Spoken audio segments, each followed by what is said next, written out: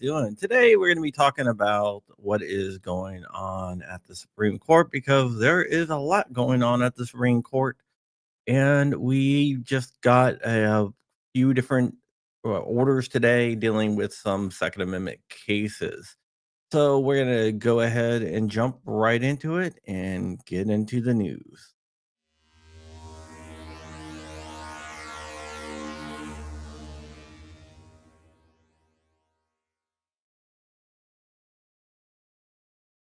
Hey everyone, it's John Crump. John Crump is who I am, and I'm an investigative journalist, and I'm nominated for Gundy for Best 2A Writer of the Year.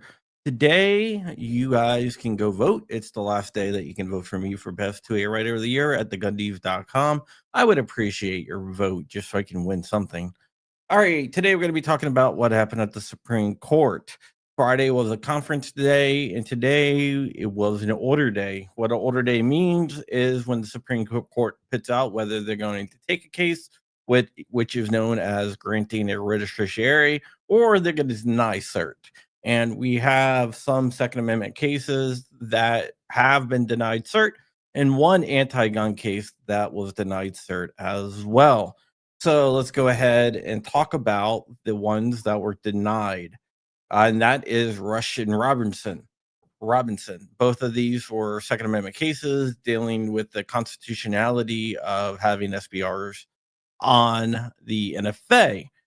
Neither of these cases was granted cert, which means that the Supreme Court will not take up the cases. So they're not going to hear either cases dealing with SBRs. There's a bunch of other SBR challenges out there.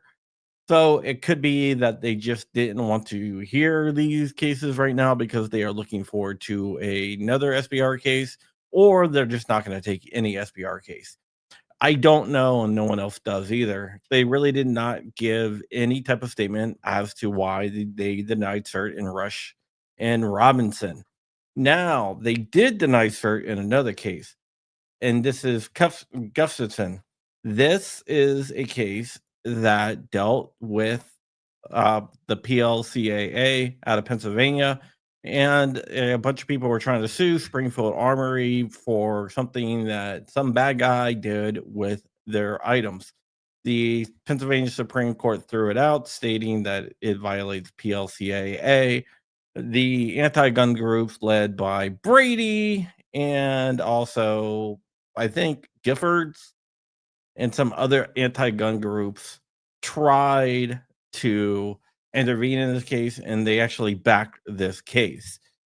So that was denied cert, which is a good thing because if they would have got granted cert and they would have won at the Supreme Court, it would have really defamed PLACA, which protects the gun industry from being sued over things that bad people do with their tools. So that is a good step in the right direction on that.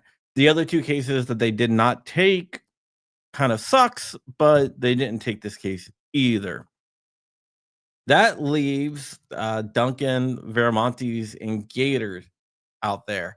Those three cases, Duncan, for example, deals with magazine restrictions in California, but the are relisted, which means that the Supreme Court has not decided whether to grant or deny cert in those cases. So we're going to have to wait a little bit longer to see if the Supreme Court is going to take up those cases. They're going to have to be relisted and everything else. So the earliest that we're going to know anything on those cases is I don't know, because this was the last order date for this month. So the next order date right here, order is on the 26th of January. So we might get something then, but we're not going to get anything right now. We're going to have to see exactly what the Supreme Court does. The Supreme Court might be okay with keeping SBRs on the NFA, or they don't have the right challenge that they want. You got to remember, Kavanaugh wants a assault weapons case, but he wants the one that he wants. He wants a specific one. So we're going to get that, and we just don't know when or what case it's going to be. But I do agree that the Supreme Court is probably not going to wholesale get rid of the NFA. I could see them going after suppressors, SPRs, and SBSs, and AOWs actually. Everything that has a $0 tax stamp, I can see those getting removed from the NFA. I I don't foresee any future where the machine guns and destructive devices are going to come off the NFA. I just don't see that as realistic with the makeup of the court right now. So machine guns and destructive devices, I believe, are going to stay on the NFA, but we can dismantle the NFA a lot by removing SBRs, SBSs, and AOWs from the NFA. But destructive devices and machine guns, it's going to take a wholesale change in the court to get rid of that. I don't see that happening for the next generation or so, if even then. So we're gonna have to see what happens. It was Brady that supported the Gustafson case. Ugh. So we're gonna have to see exactly what happens, but it could be GVR'd as well. GVR means granted, vacated, or remanded. Like in the Maryland case, there's a Maryland case I did something on a couple days ago, and in fact, on MLN.com should be one of my articles on it, which is a woman that was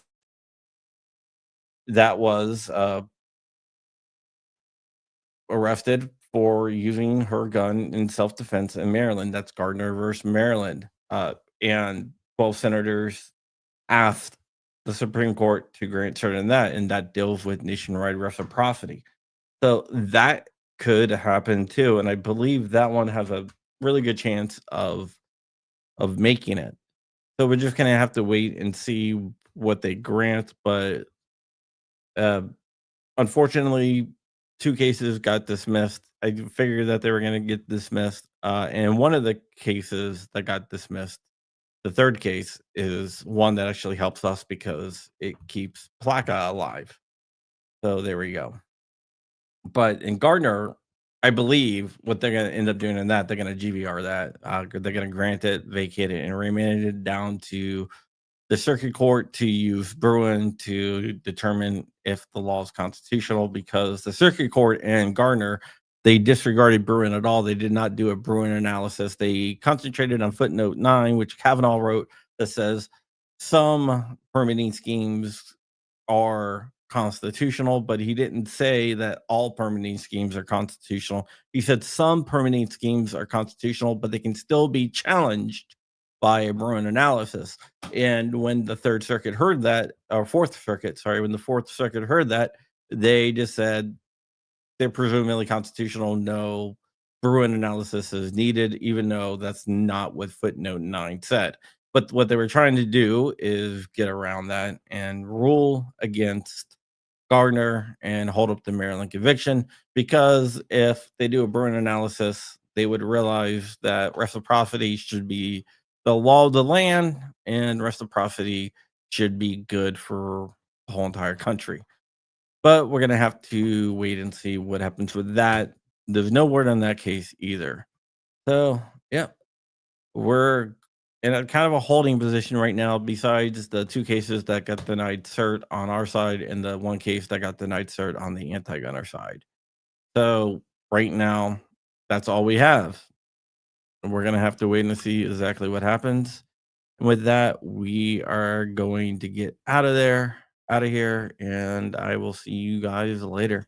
Bye-bye.